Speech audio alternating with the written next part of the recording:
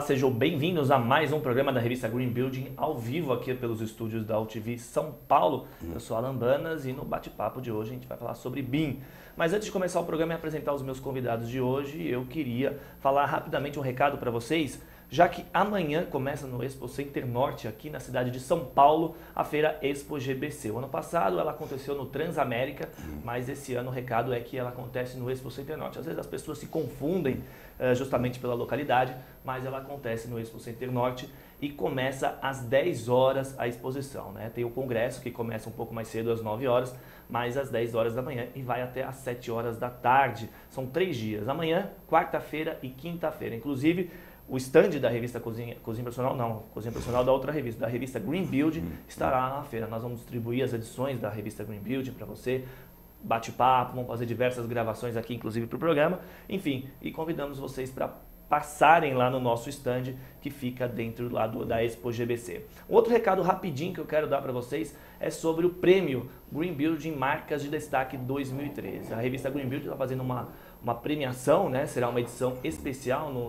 na edição de novembro e dezembro, onde os nossos leitores estão apontando quais as marcas mais lembradas do setor Green Building. Você vai lá, acesse o nosso portal, se você vê no canto ali no topo da nossa página, você vai ver um bannerzinho, você clicando lá no banner, você vai ter acesso à votação. É rapidinho, são 5 minutos, você simplesmente coloca as marcas que lhe vem à cabeça. Então, por exemplo, lâmpadas, portas, esquadrias e por aí vai, você coloca a sua marca que lhe vem à cabeça, nós vamos tabular toda a auditoria e depois nós vamos fazer uma edição especial com as marcas mais lembradas do setor Green Building. São 44 categorias para você votar e participar, tá certo? Então eram esses os dois recados que eu tinha para passar para vocês, mas eu quero dar bom dia aqui, primeiro para o meu lado direito, a Joyce Della Torre, ela é coordenadora de núcleo de BIM da Método Engenharia. Bom dia, Joyce, tudo bom? Bom dia, Alan, tudo bom? Bom dia não, Joyce, só quero fazer boa tarde. Boa tarde. Mania minha, mas os nossos telespectadores já estão acostumados. Mas boa tarde, Joyce, tudo bom? Boa tarde. Seja bem-vinda. Obrigada. Também quero dar bom dia aqui para o engenheiro Leonardo Manzioni, ele é diretor executivo da Coordenar. Tudo bom, Leonardo? Boa tarde, tudo bom? Tudo ótimo, graças a Deus, aqui, os dois presentes aqui, para a gente fazer um bate-papo sobre o mercado de construção civil sustentável, mas nós vamos falar sobre BIM aqui no bate-papo de hoje. Leonardo, eu quero começar com você justamente para que você faça uma apresentação, uma breve apresentação sobre você no mercado. Engenheiro formado, professor, doutor, mestrado, enfim, por favor, sinta-se aberto. Eu sou engenheiro civil, formado na Escola Politécnica em 1980, 33 anos. Sou mestre e doutor em engenharia também pela Poli. Concluí meu doutorado agora há 2 meses atrás, que foi sobre a proposição de uma estrutura conceitual para a gestão do processo de projeto com o BIM. Sou professor da Fundação Getúlio Vargas, nos cursos de MBA de Empreendimentos Imobiliários e na Escola Politécnica, também em curso de extensão em gestão do processo de projeto. E tenho a minha empresa que se chama Coordenar, que é uma empresa especializada em uso inteligente do BIM, que nós chamamos iBIM, e gerenciamento de obras e consultoria. Teremos muito para falar aqui. Bastante. E a sua presença nos engrandece. Muito obrigado. Joyce, sua formação? Eu sou arquiteta e engenheira pela Universidade de São Paulo, né? Hoje curso meu mestrado também, comecei esse ano. E atualmente eu trabalho na Método Engenharia, sou coordenadora do processo de implementação do BIM lá. E sou responsável aí por toda a gestão do uso e dos treinamentos que são desenvolvidos dentro da empresa. Antes de entrar em processo, eu queria ouvir a opinião dos dois, do Leonardo, da Joyce, especificamente sobre o setor de construção civil sustentável. É um setor que vem crescendo, cada dia vem tendo mais presença, na verdade, no meu modo de opinião, é um processo sem volta, mas eu queria ouvir a opinião de vocês, por favor, Joyce, primeiro, como é que vocês veem esse setor de construção sustentável? Eu creio que é um setor com alto crescimento, né? É importante a gente, pela limitação dos recursos que a gente tem hoje em dia no mundo, né? É importante a gente pensar aí no desenvolvimento de obras mais eficientes e com a utilização de menos recursos. Então, eu acredito que é muito importante a gente pensar isso não só para atingir uma certificação, mas para conseguir ter uma maior eficiência aí nos nossos empreendimentos. Perfeito. Leonardo? Olha, eu concordo com a Joyce, né?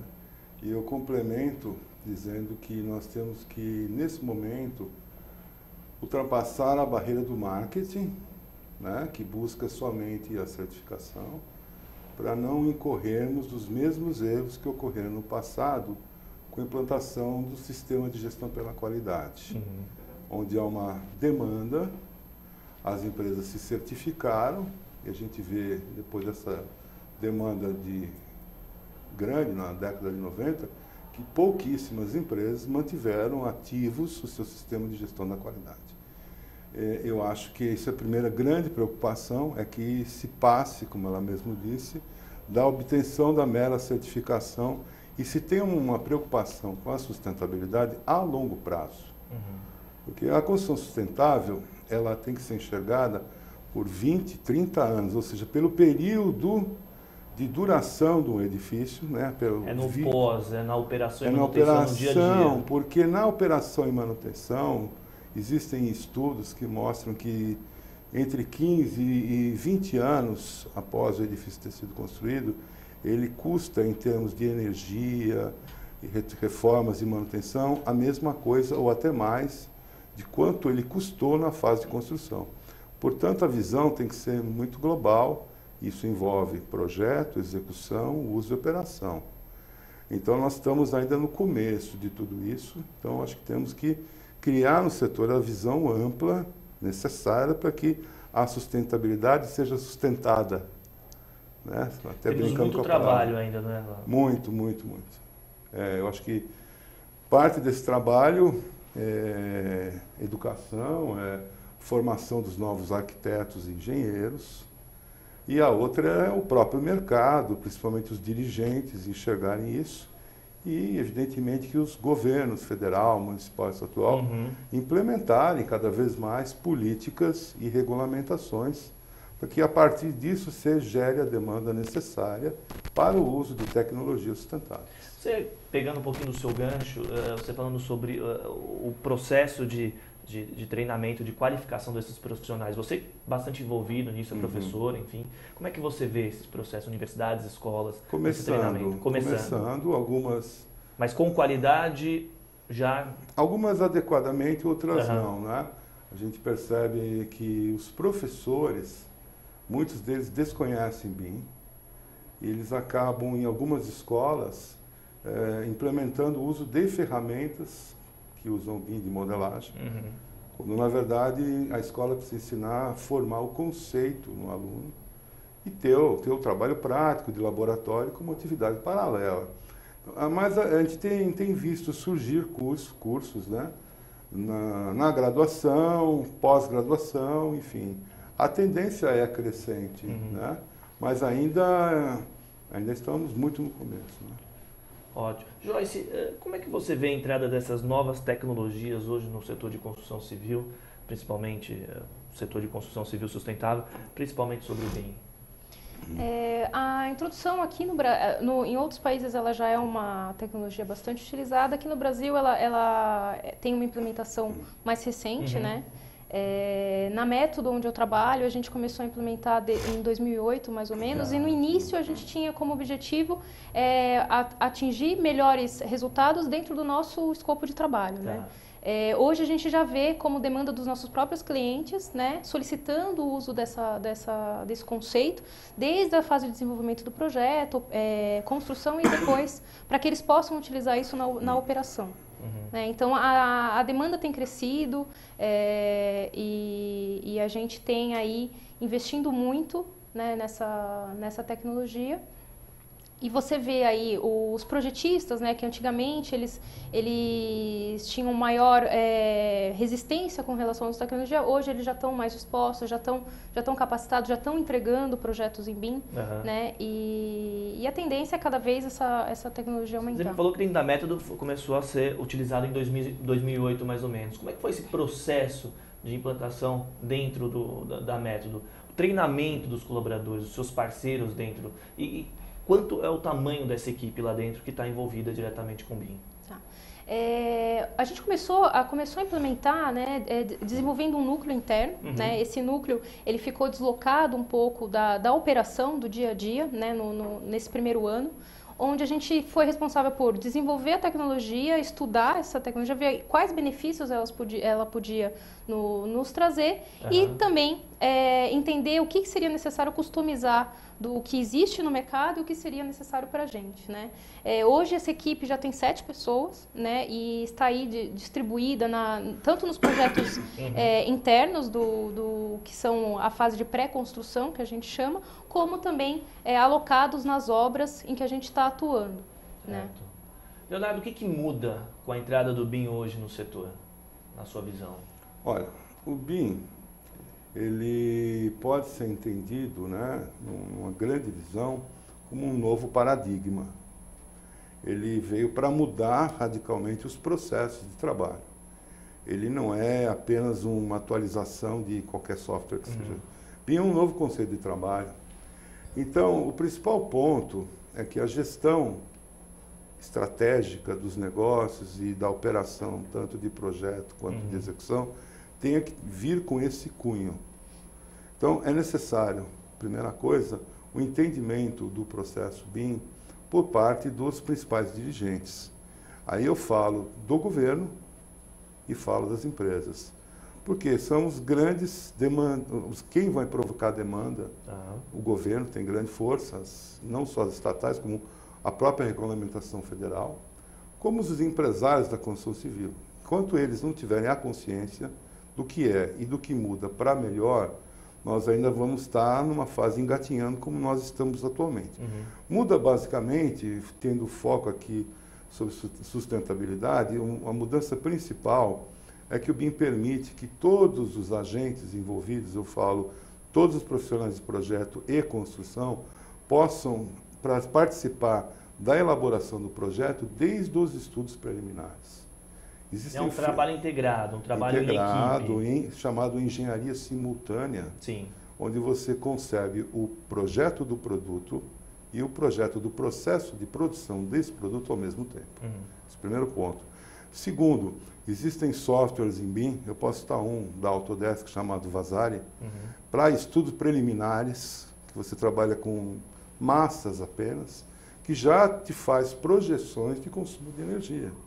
Então, se nesse momento você já começa a trabalhar com foco na sustentabilidade, a concepção é mais integrada. E se nesse momento você já está com a participação dos projetistas, das instalações, ar-condicionado, elétrica, hidráulica, e enfim, todo mundo que de alguma forma apoia o arquiteto na concepção do edifício, o arquiteto vai conseguir fazer um projeto mais integrado. Vamos pensar como traçar um paralelo, né?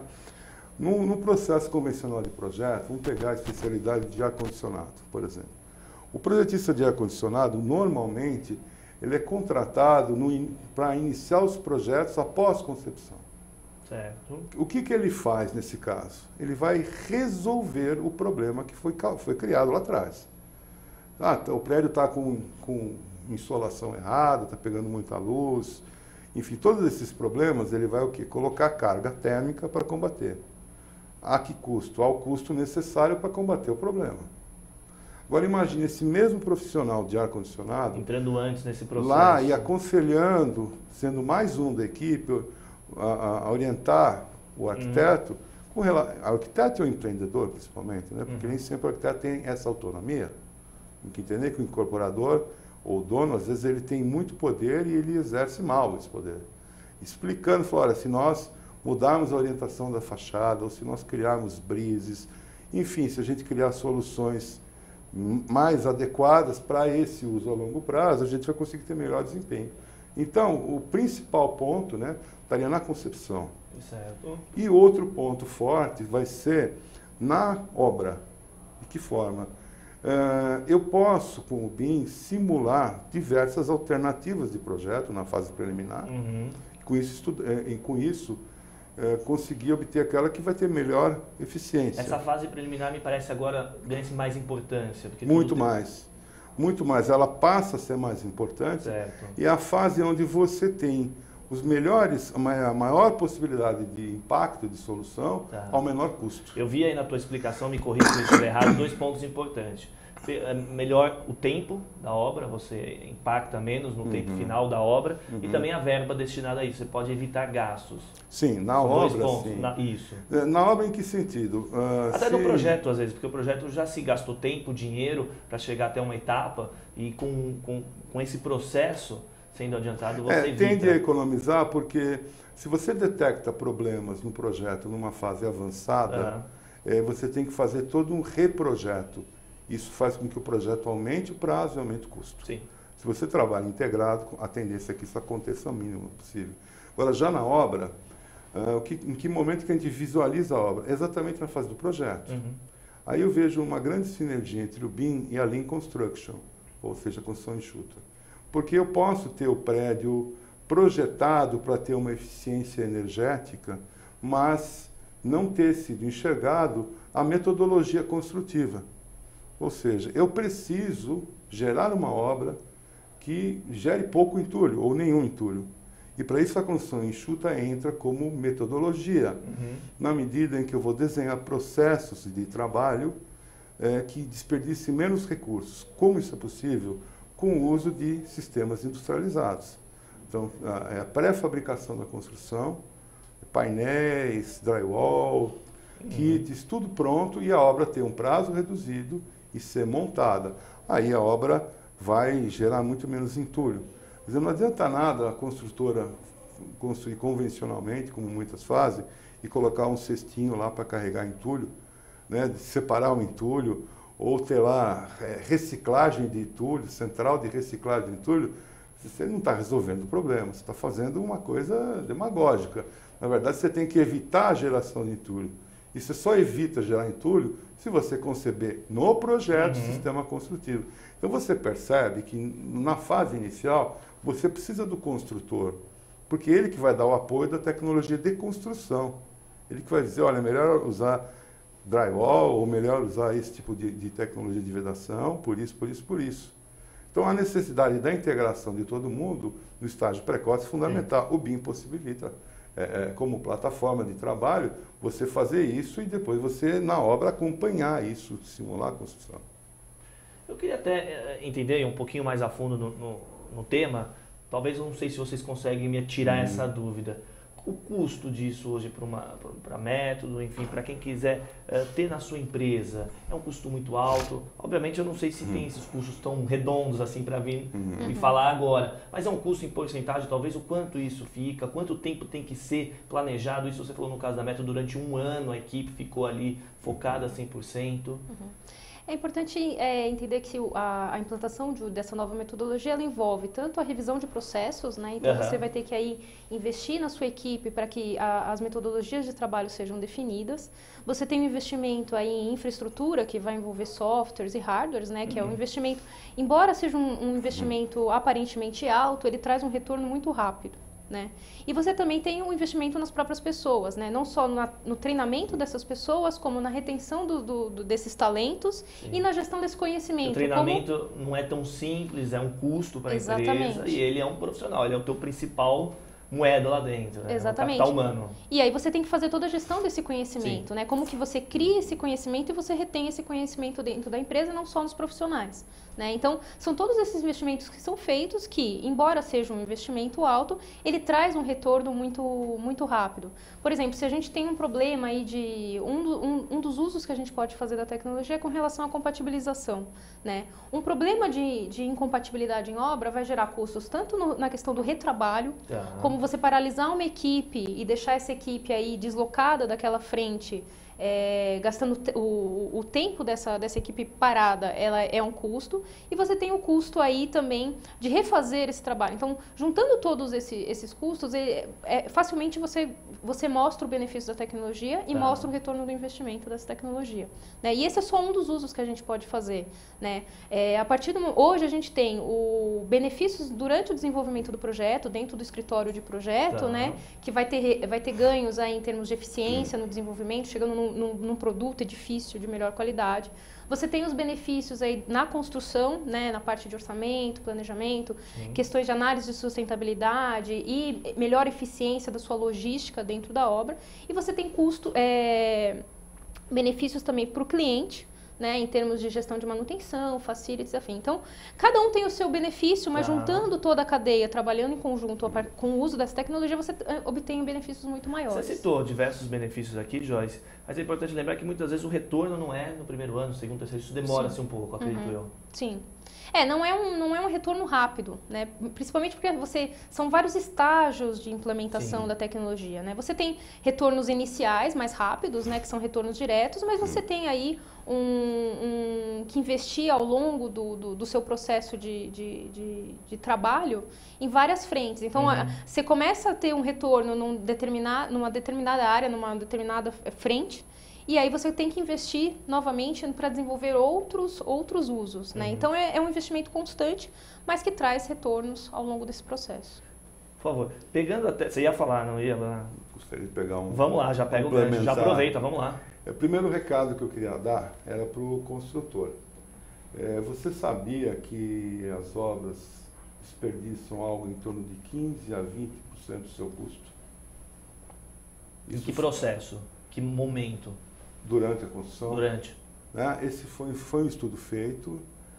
Eu estou reduzindo de 30% para 20% e 15% por minha conta. Mas em 99 houve uma tese do Flávio Pique, onde ele mapeou esse processo. Né? Então a gente se baseia, é o único trabalho referencial.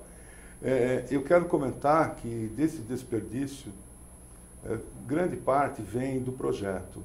6% equivale à perda que você origina em projetos mal resolvidos, como ela falou, incompatíveis. O restante são retrabalhos e geração de entulho, um entulho aparente que sai da obra, mas também tem o entulho que fica na obra, né? As espessuras adicionais de revestimento de argamassa. Ligado à sustentabilidade. Ou seja, o entulho que fica, má qualidade de construção. Então, eu quero colocar assim, eu recentemente, conversando com um cliente, e vai executar um shopping center, uma obra, 120 milhões de reais. Falei para ele, olha, você tende a perder 7 milhões e 200 mil, né, com relação a tudo isso. Você está disposto a perder isso? Você quer investir uma pequena parcela disso para reduzir esse número praticamente a zero? É essa a conta que tem que ser feita. É a custo-benefício. Se você for basear o teu investimento apenas no valor do software, no valor do hardware, é uma conta errada. Mas, para esclarecer, se você pegar uma solução aí conhecida do mercado, mais um hardware compatível, você vai investir algo em torno de 30 mil reais para ter uma estação de trabalho com um software licenciado. Agora, o mais importante não é isso, é como a Joyce falou, é capital humano. É reter o conhecimento na organização, né, treinar, motivar e as horas que vão ser gastas nesse investimento. Então, isso precisa ser medido, também dá para ser medido. Quantas pessoas, quantas horas elas vão despender, os objetivos e os estágios. Eu queria complementar com essa questão. Não, com certeza, muito bem complementado. Eu queria até, tem outras perguntas para fazer aqui, para ambos, tanto para a Joyce quanto para o Leonardo, mas eu quero puxar um breve comercial, são 2, 3 minutinhos e a gente já volta.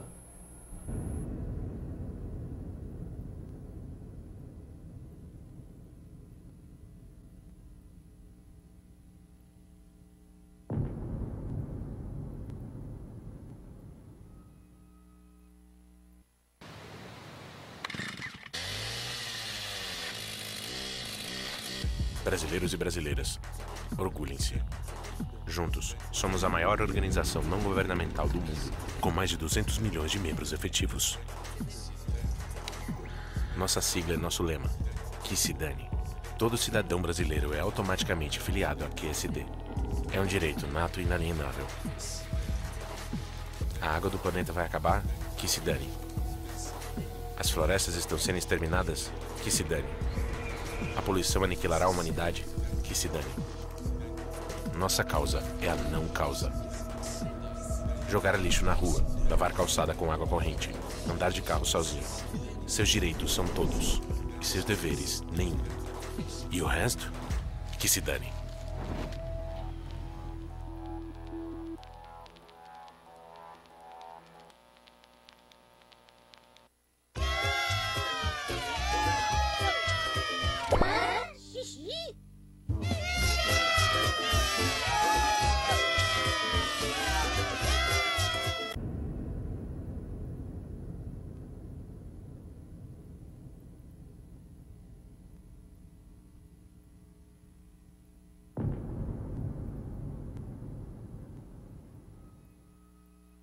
Mas aí que a gente tem que ver, vontade, por isso que eu falei, vontade política, né? Vontade política. Bom, retornando aqui, nem avisaram, a gente estava aqui batendo um papo, com o Leonardo, e a gente falava sobre política, até que ponto é interessante isso, né, Leonardo? E o programa retornou aqui tão rapidamente.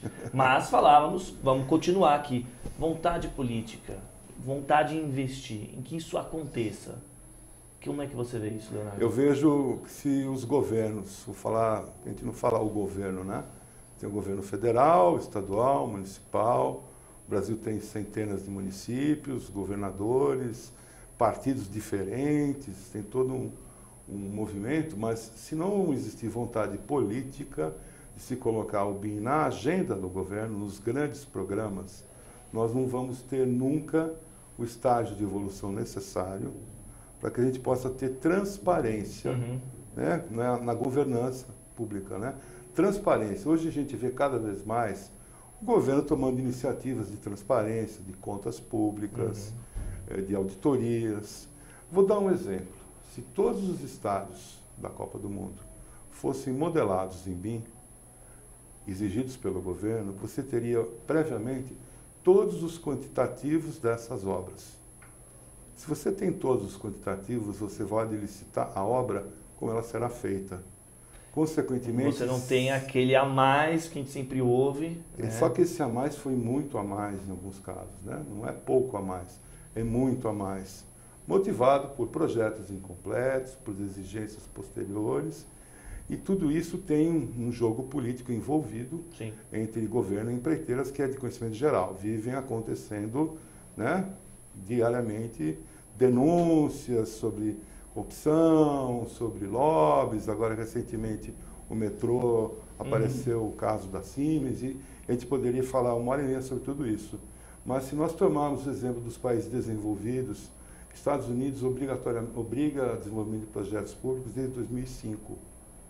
Reino Unido, a partir do ano de 2015, será obrigatório. Já é obrigatório nos países escandinavos. Singapura é o lugar mais desenvolvido do mundo. Singapura é pequenininha, mas eles aprovam um projeto na prefeitura de Singapura em apenas 26 dias, com o uso do BIM. Nós levamos 2 anos aqui em São Paulo.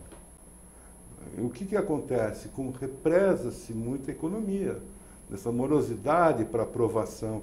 Às vezes é conveniente, né? Então a gente precisa romper o balcão de negócio. É transparência na governança corporativa, pública e privada. Eu acho que esse é o ponto político a ser mencionado como fundamental. É importantíssimo, né? Que a gente falava aqui nos bastidores, até que ponto é interessante, até que ponto isso é viável é. Tanto que a gente tem aí Singapura, tem exemplos Europa, Estados Unidos, que já fazem isso, né? Agora precisa ver dos nossos governantes até que ponto isso é importante para eles. Agora, falando um pouquinho sobre... porque a gente comentava, e pegando um pouquinho das suas palavras no início, você falou que o processo ainda do BIM ele caminha lentamente aqui no Brasil. Algumas empresas já utilizam, caso nós estamos aqui com a Joyce Método, enfim, você é um disseminador desse assunto, prega bastante isso. Mas a troca de informações entre essas empresas que utilizam, ela pode melhorar, acelerar o processo? Isso deve ser feito? Como é que vocês, primeiro Joyce, por favor, depois Leonardo, como é que vocês veem isso? O BIM, na verdade, ele é baseado justamente nessa troca de informações, né? Então é importante. Hoje a gente tem algumas limitações tecnológicas mesmo, né? Em termos de extensão de arquivo, de troca e tudo mais, mas são barreiras pequenas perto da dificuldade mesmo da cultura de comunicação entre as empresas, né? Hoje a gente tem o processo que é desenvolvido a fase de projeto, depois entra a construtora, depois vem o cliente final, e não tem muita inter-relação, né, entre esses profissionais. Como o Leonardo disse no começo, o BIM ele é baseado na questão da engenharia simultânea, né, onde você propõe aí o desenvolvimento do projeto de uma maneira integrada, com todos esses participantes trabalhando desde o início, né, com essa troca de informação, para melhorar a eficiência do seu projeto. Né? Então, eu acho que hoje é uma pequena barreira que a gente tem, né, com relação a limitações tecnológicas, mas em termos de processo você consegue resolver, né, para permitir que essa comunicação ela realmente ocorra entre esses profissionais e que o conceito do BIM realmente flua aí no desenvolvimento do empreendimento. Leonardo?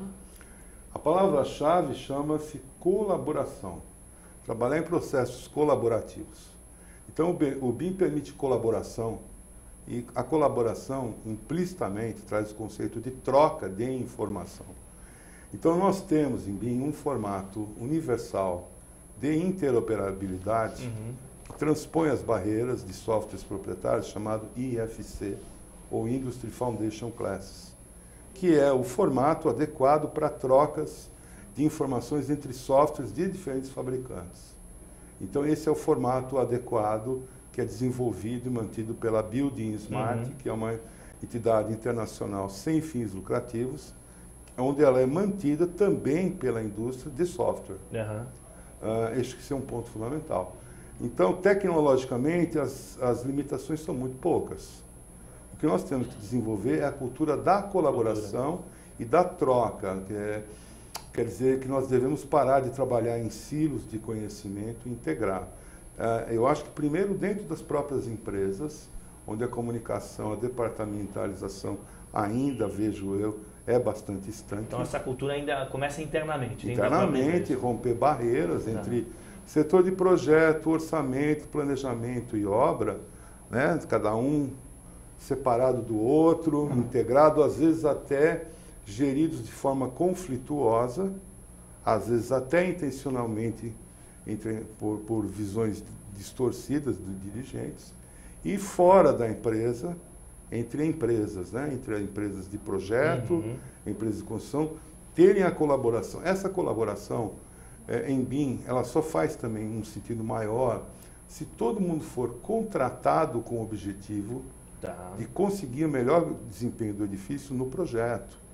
Existe uma coisa chamada IPD, Integrated Project Delivery, que está começando a ser utilizado nos Estados Unidos, que é um novo conceito de contratação, onde ao invés de você é o agente incorporador, ao invés de você contratar cada um em separado, você contrata uma holding composta por todos esses profissionais, e essa holding, ela recebe, durante o desenvolvimento dos projetos, apenas o seu custo direto.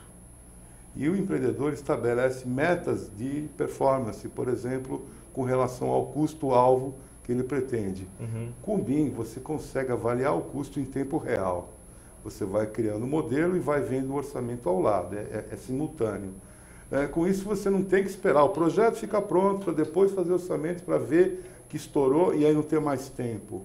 Como você consegue acompanhar o custo para e passo, ou eficiência energética, pode ser outro requisito colocado. Você vai conseguindo medir. Se a equipe atingiu a meta estabelecida e reduziu a meta para X, o bônus vem em relação a isso. Então, esse bônus é distribuído em partes proporcionais para a equipe. Essa colaboração é criada visando o interesse comum. Quando todo mundo tem o mesmo interesse, nesse caso financeiramente, todo mundo tem interesse em melhorar o desempenho do edifício. Então não é uma colaboração espontânea. Individual, é uma colaboração. Ela é capitalista, sim, mas é feita sob uma forma que obriga as pessoas colaborem, porque o resultado virá para todos. Não adianta eu falar, olha, o incorporador ganha depois a equipe, a holding, né, nesse processo. Não adianta eu falar, tá enchendo o barco d'água, mas o buraco está lá na frente, aqui está seco, mas uma hora o barco vai para baixo. Então, interesse passa a ser interesse comum de todos a colaborar, porque eles vão ter um retorno financeiro. Então, eu acho que, entre outras coisas, as formas de contratação atualmente vigentes aqui no Brasil vão precisar mudar, vão precisar ter novos acordos setoriais, eu diria que isso extrapola o âmbito de empresa, estou falando entre Sinduscom, Secov, Asbeia, Abracip, Aberce e instituições profissionais rediscutindo isso. Aí eu envolvo CREAS, CAUS também, questões de regulamentação profissional, questões relacionadas ao Código Civil na limitação de responsabilidades dentro do contrato. Então, isso tudo só pode ser desenvolvido de uma forma institucional, por isso que isso atinge uma esfera governamental e setorial, multissetorial grande. Mudando um pouquinho, continuando em BIM, obviamente, na questão das consultoras, nem todas ainda utilizam esse processo BIM. Muitas alegam ali que seus projetistas não conseguem entregar, né, projetos em BIM. Isso é uma desculpa real? Como é que vocês veem isso?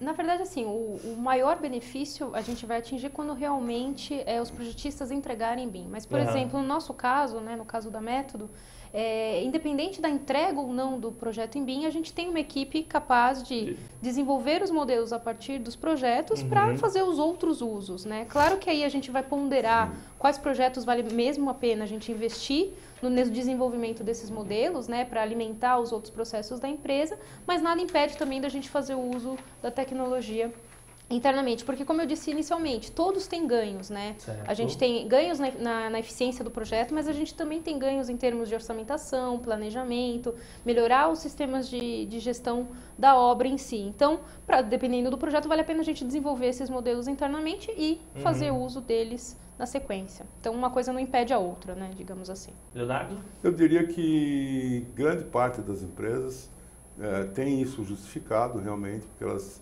esperam que os projetistas enviem BIM e ainda uma boa parte não faz. Tá.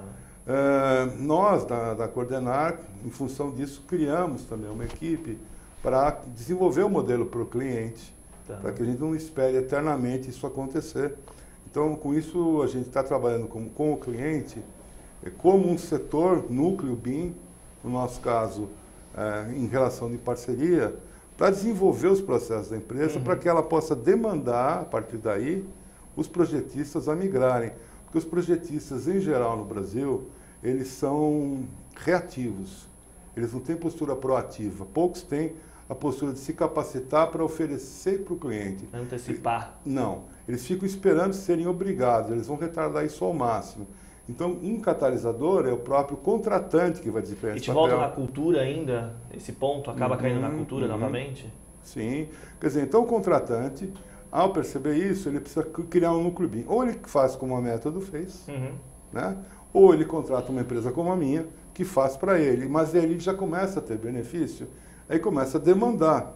Porque no caso da minha empresa, meu objetivo não é agora pode até estar sendo criar os modelos para ajudar o cliente, mas futuramente a gente quer levar usos do BIM muito mais evoluídos. A gente espera que isso aconteça e que os modelos em BIM gerados pelos profissionais, eles também tenham boa qualidade. Então a gente também tem que trabalhar na auditoria do modelo para que a informação que seja gerada seja de qualidade. O BIM você pode fazer um modelo. Até uma brincadeira, mas não é brincadeira, é verdade. Eu tive em Nice, em 2011, conversando com o Thomas Liebsch, que é auditor-chefe da BIM de Smart, e falei, e aí, Thomas, na Alemanha está tudo legal? Ele falou, vou te contar um caso. Eu recebi um projeto de um restaurante para analisar, e na análise me mostraram 700 pilares dentro do restaurante. Eu falei, como é possível 700 pilares dentro de um restaurante? Ele falou, aí fui conversar com o arquiteto. Ele falou assim, não, na verdade, na hora de eu fazer as mesas, elas são nos pés redondos, aquela ferramenta que faz pilar, ela me deu uns pezinhos muito bonitinhos. Todas as mesas do restaurante saem apoiadas sobre pilares. O BIM entende que isso é um pilar, ele vai tratar como tal, e não, você teria que criar uma mesa como objeto. Então não adianta criar um modelo apenas pensando na geometria, você tem que pensar nas propriedades, não geométricas, e isso inclui não usar pilar como pé de mesa, entendeu? Dentro de um projeto existem várias etapas, ar-condicionado, iluminação, hidráulica, elétrica e por aí vai. Onde que o BIM acaba sendo facilitador ou qual dessas etapas é a mais complexa? Como é que vocês entendem isso? Eu acredito que o BIM ele é um facilitador de todas essas etapas. Sim, hoje a gente tem a parte de arquitetura, ela já está bem desenvolvida. Os projetistas de estrutura, eles também têm uma facilidade maior, porque a tecnologia que eles trabalhavam antes do BIM já era baseada nessa questão do modelo 3D, então a transição está sendo muito mais fácil. Em instalações a gente tem um pouquinho mais de dificuldade, por conta dos softwares, na sua maioria, serem de fora do Brasil e estarem aí mais adaptados à normatização desses outros países. Então tem aí uma mudança, né, uma adaptação dessa tecnologia para o mercado brasileiro, né, em termos de normatização, mas por isso que a parte de instalações está um pouquinho mais para trás. Né, mas ele traz benefícios aí para todas as disciplinas e para todas as fases de desenvolvimento do projeto. Facilita bastante. Eu concordo, eu diria que instalação na cadeia de projeto é a que está mais para trás. Existe um outro fator que limita, é o investimento, porque o projetista de instalação é o que ganha menos no projeto. Mais ou menos, se o arquiteto ganha 200, o estrutural ganha 100, ele ganha 50. Ele ganha menos e tem que ficar disponível o projeto todo.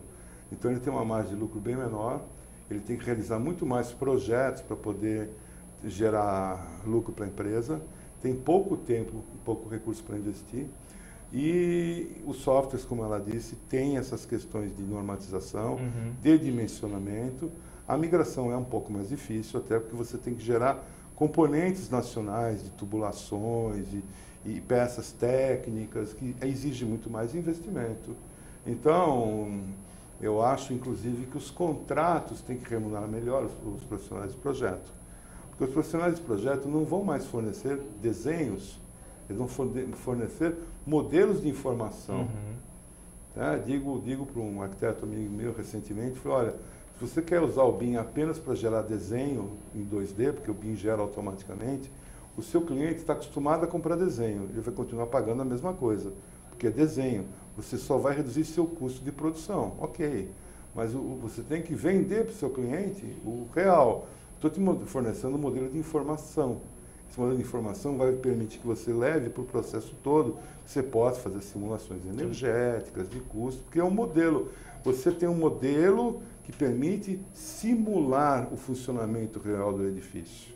Não é apenas um modelo geométrico ou uma vulgar maquete eletrônica. Aliás, esse investimento que se faz em maquete eletrônica, ele deixa de existir com o BIM.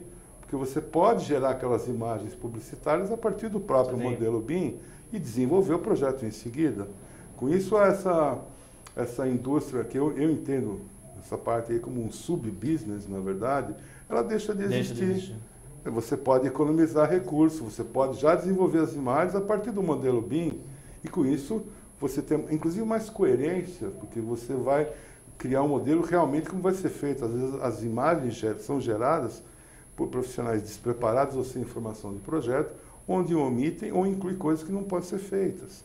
Você começa a ter mais coerência. Né? É um processo fantástico, né? Que pega desde o início do projeto, a fase de obra, depois o pós, operação e manutenção, como nós comentamos no início do programa, que serve para os facilities e por aí vai. É um processo fantástico.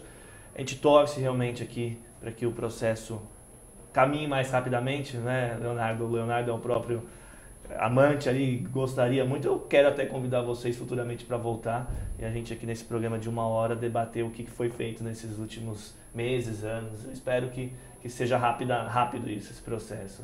O programa chega ao fim, eu queria agradecer a participação dos dois, Leonardo, Joyce, deixar esse espaço final para que vocês façam comentários, deixem telefone, site, enfim, fiquem à vontade. Joyce?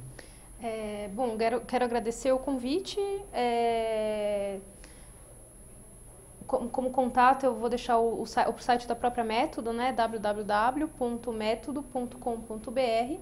E aqui deixar como um recado que, embora a gente tenha aí dificuldades no início dessa implementação, que realmente a gente invista, porque a gente tem como colher aí os benefícios de todo esse processo. Né? Então eu convido a todos a experimentarem e começarem a implementar, porque é a tendência aí do futuro da construção no Brasil. Com certeza. Leonardo? Eu agradeço muito essa oportunidade e espero retornar sempre que vocês nos convidarem para trazer resultados, casos mais interessantes, né? Interesse a gente trazer isso.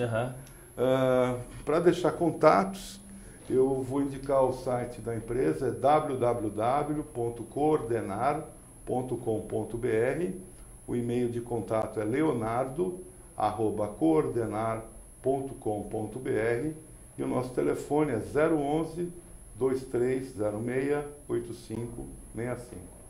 Queria agradecer o engenheiro Leonardo Manzioni, diretor executivo da Coordenar, e agradecer também a Joyce Della Torre, coordenadora de núcleo de BIM da Método Engenharia. Queria agradecer a participação de todos vocês, mais uma vez deixar o recado para que acessem o site da revista, revistagreenbuilding.com.br, e lá você tem acesso ao prêmio da edição 2013 das marcas mais lembradas do setor Green Building. No banner superior você clica, responde rapidinho, 5 minutos, e aponta rapidamente quais as marcas que lhe vêm à cabeça. O prêmio é importante, terá votação praticamente de um mês. E amanhã, mais uma vez, dando o recado que começa a Expo GBC aqui em São Paulo, no Center Norte, a partir das 10 horas. Não só a revista Green Build terá o seu stand lá, mas diversas outras empresas. E o evento serve justamente para unir um pouquinho mais o setor de construção civil sustentável. Queria deixar um grande abraço para todos vocês e convidá-los para acessar aqui o site, acessar o programa na próxima segunda-feira, às 2 horas da tarde. Um grande abraço, tchau, tchau.